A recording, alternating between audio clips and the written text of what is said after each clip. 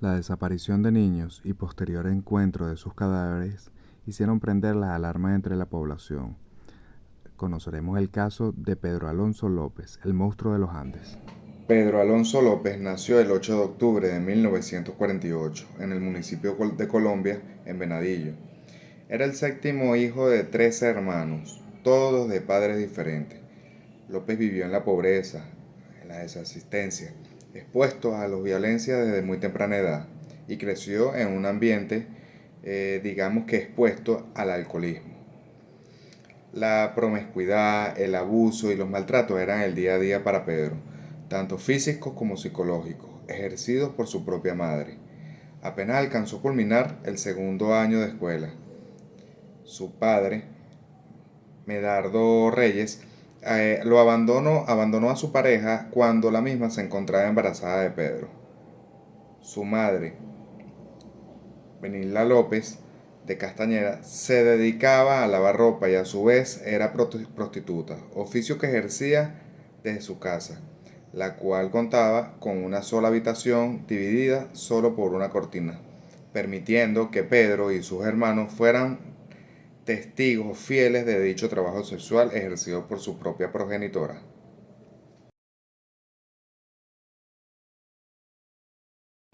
Pedro, a la temprana edad de 9 años, pretende cometer su primer acto de cierta manera que marca su vida. Este intenta básicamente lo que era violar o perpetuar una violación a su hermana menor. Y al ser descubierto por su madre, la misma lo corta y lo corre de la casa. Pedro queda vagando por las calles de Bogotá. Fue sodomizado constantemente por los hombres, quienes le infringían daño, le prometían ayudarlo y tuvo que aprender a sobrevivir. Peleaba a cuchillos, consumía cocaína, hurtaba carros y viviendas. También buscaba comida en la basura. Era un ambiente de verdad bastante crítico para Pedro. Posterior a sus 13 años, cayó en este caso en haber encontrado una salida cuando fue adoptado por una pareja de estadounidenses. Estaba sociabilizando una nueva familia. Sin embargo, sus amigos y por medio de un profesor de la escuela le agreden sexualmente y sus miedos volvieron a aparecer. Es por ello que decide regresar a las calles de Bogotá. Por no tener experiencia laboral, por su aspecto físico, el cual no era muy dotado, fue rechazado en lugares en donde solicitaba trabajo y se le veía obligado a ejercer el único oficio que sabía, en este caso y que había aprendido en la calle, el robo y el hurto. A su salida de prisión en el año 1978, que es donde empieza a cometer actos más atroces de acuerdo a su carrera delictiva, según Pedro, aludía de haber cometido al menos 100 crímenes en Tolima, Colombia. Más adelante, en el mismo año, viajó por zonas rurales del Perú. Durante este tiempo empezó a atacar violentamente y asesinar por lo menos a más de 100 niñas y muchachas, jóvenes comprendidas entre 9 y 12 años de edad, que eran o vivían en tribus locales por toda la región y allí se comenzó a llamar como el monstruo de los Andes. En cuanto a su modus operandi, era el siguiente. La primera característica que debían cumplir era que las niñas tuvieran la mirada más inocente posible. Las abordaba de día porque pensaba que de noche desconfiarían y le ofrecerían, en este caso, regalos para que la acompañaran en el campo. No secuestraba a niñas blancas porque sus padres vigilaban mucho más de cerca o los vigilaban demasiado. Sus palabras textuales en el momento de la defensa o en el momento en que desarrolló fueron: obligaba a las niñas a tener sexo conmigo y ponían mis manos alrededor de su garganta. Cuando el sol salía, la estrangulaba. Solo era bueno si podía ver sus ojos. Nunca maté a nadie de noche. Habría sido un desperdicio en la oscuridad. Tenía que verlas a la luz del día. Había un momento divino cuando ponía mis manos alrededor del cuello de las niñas y observaba cómo se iba apagando la luz de sus ojos. Solo aquellos que matan saben a qué me refiero. Pedro, luego de estrangularlas, lo que hacía era básicamente matarlas. Practicaba necrofilia con sus cuerpos ya sin vida. Las escondía, las aterraba, las enterraba para no ser descubierto. Al crecer, el índice de las niñas desaparecidas, un grupo de pobladores ayacuyanos del Perú sospechaban de él, y cuando confirmaron de que lo que habían estado haciendo a sus hijas, lo capturaron, justamente cuando Pedro se disponía a raptar a una menor. Los mismos lo ataron, lo enterraron hasta el cuello y le rociaron miel para que fuese devorado por las hormigas, pero tuvo suerte a su lado porque el misionero americano intervino y convenció a todos los captores de que el asesinato era impio y que debían entregarlo a las autoridades. Ellos consideraron esta posibilidad y entregaron a Pedro siendo aún prisionero.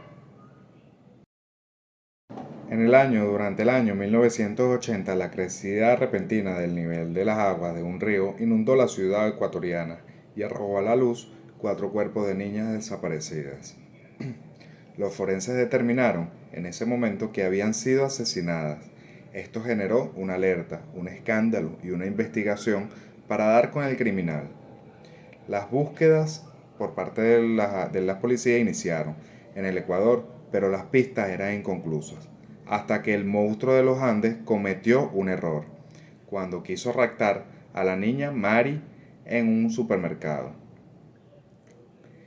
Pedro Alonso López fue capturado, pero no quiso confesar los delitos ni los detalles. Él era el culpable, pero mantuvo silencio por varios días. Los investigadores revisaron el caso para encontrar una salida y se encontraron con la fe católica que irónicamente él profesaba. La opción más viable fue que se confesara ante el sacerdote Córdoba Gudiño. Este sacerdote, al no salir de su asombro, comenta: me ha confesado actos tan horribles, bestiales y violentos que no podía seguir escuchándole. Primero violaba a las niñas y luego las estrangulaba, mirándolas fijamente a los ojos, porque en ese instante la excitación sexual y el placer llegaban a su máximo clímax. Antes de que su vida se marchitara, estas fueron palabras textuales de lo que dijo el obispo, el sacerdote. La policía continuó el interrogatorio y básicamente relató que cuando las niñas estaban muertas, él cavaba un hoyo y las iba enterrando en grupos de 3 o de 4 para que después ir a visitarlas. Básicamente era usual que él conversara con los cadáveres, pero como ella no se podía mover, se aburría e iba a buscar nuevas niñas. Pedro Alonso López justificaba sus acciones indicando que él perdió su inocencia a la temprana edad de 8 años y es por ello que decide hacer lo mismo a tantas niñas, jóvenes como pudiese. Entre sus preferencias estaban las de nacionalidad ecuatorianas, porque para él eran las más difíciles y confiadas e inocentes, a diferencia de las niñas colombianas, que eran un poco más cautelosas con los extraños. Los policías en ese momento comenzaron a dudar de tan aberrante declaración, pero Pedro, mejor conocido como el monstruo de los Andes, los policías comenzaron a dudar de tan aberrante declaración, pero Pedro, mejor conocido como el monstruo de los Andes, los dirigió y les señaló 29 de los sitios que se encontraban apartados del ámbito para desenterrar las víctimas. Encontraron un total de 74 cadáveres de niñas entre 8 y 12 años, con signos de haber sido violentadas. Sin embargo, él mismo confesó que eran 110 el total de las niñas abusadas y asesinadas entre Perú, Colombia y Ecuador. Arrojó un total de más de 300 víctimas. Para el año 1980 fue sentenciado a 16 años de prisión, siendo la pena máxima para ese entonces en Ecuador. Por este tipo de delito, básicamente estuvo preso hasta 1994. Lo extraditaron luego a Colombia para ser juzgado, pero el magistrado lo halló demente y por lo tanto inimputable. Fue enviado a un hospital psiquiátrico, en donde recibió atención, permaneció cuatro años y le impusieron una fianza de $50, la obligación de un tratamiento psiquiátrico y un seguimiento mensual de su caso ante las autoridades. En este caso, tenemos que ahí resarcir lo que era la resarción social. Nunca se logró cumplir la totalidad de lo impuesto. No importó que en el centro psiquiátrico se expresara que lo siguiente: el momento de la muerte es apasionante y excitante. Algún día, cuando esté en libertad, sonreiré en ese momento. Estaré encantado de volver a matar. Es mi misión. O que en los exámenes psicológicos que le practicaron al criminal se revelara que era un sociópata con un trastorno de personalidad antisocial, sin conciencia ni empatía, con gran habilidad para el engaño y la manipulación mediante sus palabras. Apenas lo liberaron, Pedro Alonso López, conocido como el monstruo de los Andes, desapareció y se desconoce su paradero actual desde 1998. Realmente, la historia de Pedro Alonso López desde sus inicios está llena de situaciones aberrantes. Su infancia, su forma de vida, su formación por vacíos emocionales, abusos y maltratos de sus familiares. Al ser echado de la casa por su propia madre, Pedro vivió situaciones que un niño a su edad no estaría ajeno de vivirla. La maldad, el abuso y el miedo fueron sus mayores acompañantes. Mientras él vagaba por las calles de Colombia, Pedro se fue. En cuanto al análisis criminológico, en referencia al criminal designado Pedro López, tenemos la teoría del apego. Esta teoría básicamente nos indica o nos caracteriza por la agresividad, amenaza y la falta de respeto, el maltrato físico y psicológico por la parte del cuidador, provocando un gran desequilibrio en el niño. En el caso de Pedro Alonso López, tenemos que efectivamente hubo un desequilibrio por parte de la madre, la cual en este caso trabajaba y realizaba los actos sexuales dentro de la misma vivienda en donde convivía con ellos. También tenemos la teoría de imitación e innovación. En esta teoría Gabriel Tardes nos indica que un hombre imita a otro en proporción a la frecuencia que tenga con ese otro. Podemos observar que en el caso de Pedro López, él pudo haber imitado conductas de su progenitora, su señora madre. Sin embargo, no la del padre, porque éste fue abandonado a su corta edad, prácticamente al nacer.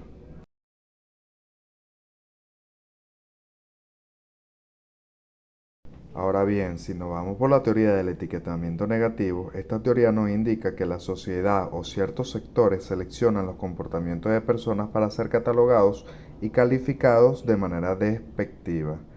También tenemos lo que es la teoría de Montesquieu. La ley debe ser como la muerte, que no exceptúe a nadie, pero la misma ley es la que nos dice quién vamos a exceptuar. Ahora bien, entrando en las teorías un poco más exactas, tenemos la teoría de las especies. Esta las indicó Charles Darwin. Nos indicó que hay factores que hacen que la persona se vuelva un delincuente de pequeño, ya que desde pequeño se va creando y se van creando conductas, esto a partir de los 5 a 9 años. Si no se le pone el límite, trae problemas y consecuencias. En el caso de nuestro delincuente, efectivamente no hubo quien limitara o quien reflejara esas conductas para hacerlas cambiar dentro de su formación juvenil.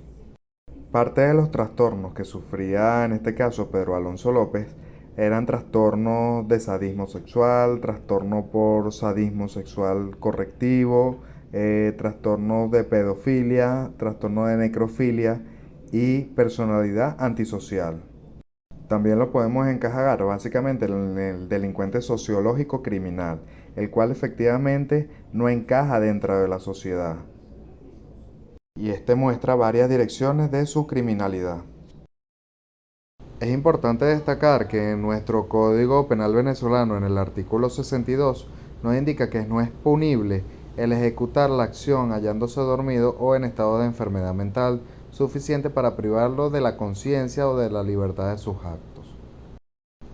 En cuanto a su reinserción social, podemos observar que hubieron varias causales en donde, si bien estuvo siendo tratado psicológicamente, también es cierto que el Estado tuvo gran responsabilidad, puesto que la pena otorgada para el crimen dentro de uno de los países fue como máximo de 16 años.